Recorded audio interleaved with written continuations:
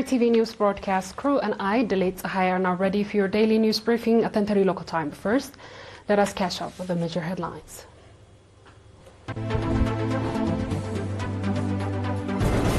Seminar on food safety conducted for farmers.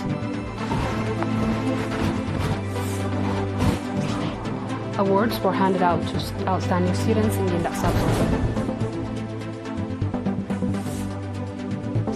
Russia denies Estonia's airspace violation claim. And Portugal has joined Canada, Australia, France, United Kingdom to recognize a Palestinian state. Proceeding with our reports. A seminar on food safety was conducted for farmers, agricultural experts and partners from the subzones of Saganeti, Mai Aini and Dakamhare. The seminar took place in Dakamhare city on 16 September.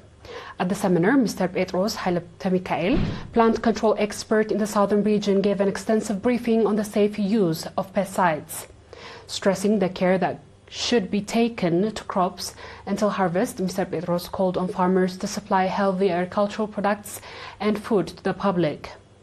Mr. Ade Ermes, plant development expert, gave a briefing on food safety and agricultural management, urging farmers to apply organic fertilizers and avoid using chemical ones. He detailed presentation on proper use of animal medication was also provided during the seminar. Ginda High School has awarded outstanding students who scored high mark in the National School Leaving Examination. The award are members of the 25th, 35th, 36th, 37th round of the national service. Mr. Ali Ibrahim, director of the school, said that the awards for outstanding students will make a significant contribution in motivating fellow students to work hard for educational excellence. He congratulated the awardees, their parents and the Parents Committee and the school's community. Highlighting that the award will enhance competitiveness among students, Mr. Suleiman Mohammed, head of the education office in the subzone, called on the awardees to work hard to become competitive in their education and serve as examples to others. Mr. Suleiman further noted that educational process required patience, hard work and commitment, and called for coordinated effort from all stakeholders to develop the teaching and learning process. The awardees, on their part, commended the encouragement they received and expressed readiness to work hard and become competitive in their higher education.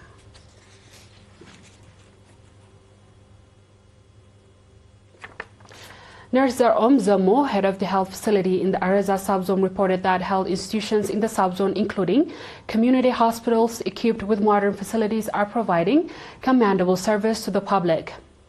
Nurse Zarom noted that health facilities are offering regular vaccination programs for children, pre- and postnatal care, treatment of non-communicable and communicable diseases, as well as awareness-raising programs for the public on health-related issues. Regarding maternal and infant health, Nurse Zarom explained that prenatal treatment for pregnant mothers has increased by 86% and number of women delivering at health facilities have significantly risen. He added that the prevalence of non-communicable diseases, particularly malaria, has sharply declined as a result of the wide use of impregnated bed nets and regular environmental sanitation activities. Areza subzone currently have 5 health stations, one health center, 1 community hospital. Straight ahead is our international news after the short break.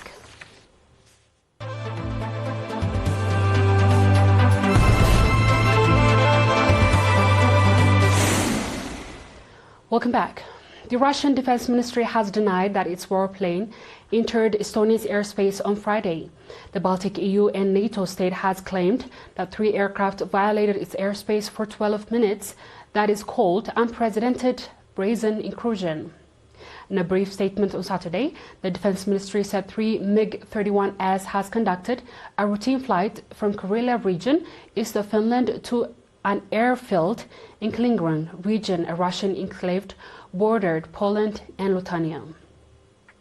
The jets flew over the neutral waters of the Baltic Sea, more than 3 kilometers from Estonia's Vindelu island, without violating Estonia's airspace, the MOD said. The flight was carried out in strict accordance with international airspace regulation and without crossing the borders of other countries, the ministry added. On September 9th, Poland accused Russia of sending at least 19 drones into its airspace and claimed Moscow has denied. NATO responded by deploying additional aircrafts to patrol Polish skies. On our final report, Portugal has joined Australia, Canada, France and the United Kingdom in announcing plans to recognize a Palestinian state. In a statement on Friday, the Portuguese Minister of Foreign Affairs said that recognition will take place on Sunday, a day before a high-level conference of Palestinian statehood and the United Nations General Assembly. The Minister of Foreign Affairs confirmed that Portugal will recognize the state of Palestine, the ministry wrote in a statement on its website. Portugal's announcement came a day after a landmark UN inquiry found that Israel's war on Gaza amounts to genocide. 9 other countries, including France and the UK, also plan to recognize Palestinian statehood next week. At least 65,141 people have been killed and 165,925 wounded since Israel's onslaught began on October 2023. Many thousands more are believed to be buried under the rubble. Dear viewers, we've come to the end of tonight's news. Let's have a quick recap of the headlines. Seminar on food safety conducted for farmers. Awards were handed to outstanding students in the South Zone.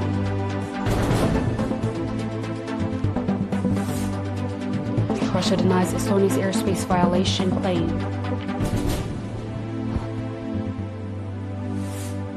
And Portugal has joined Canada, Australia, France and the United Kingdom to recognize a Palestinian state. That wraps up our stories for tonight. Thanks for watching and have a good night.